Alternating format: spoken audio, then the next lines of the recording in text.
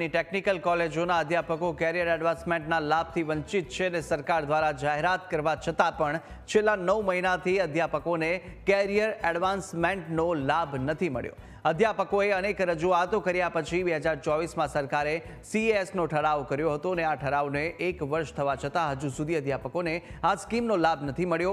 લાભ ન મળવાને કારણે અધ્યાપકોને સિનિયોરિટી પ્રમાણે 50,000 રૂપિયા સુધીનું નુકસાન વેઠવાનો વારો આવ્યો છે। આ ઘણા પડતર પ્રશ્નો છે। એમાંથી મુખ્યત્વે છે CS, પ્રમોશન છે, બઢતી અને સેવા સળંગ અને ટ્રાન્સફર છે, રિક્વેસ્ટ ટ્રાન્સફર। એમાંનો એક મુખ્ય અત્યારે જે મુદ્દો છે CS એટલે કે ઉચ્ચતર પગાર ધોરણ, જેનો ઠરાવ AICTE કર્યો હતો એનાથી 5 વર્ષ પછી ગુજરાત સરકારે કર્યો છે। એને બી એ ગયા સાલ 1/3/2024ના રોજ કર્યો હતો, એટલે કે આશરે 1 વર્ષ વીતવા છતાં એનો લાભ અમારા મોટા ભાગના અધ્યાપકોને હજી આપવાથી એ વંચિત રહી ગયો છે।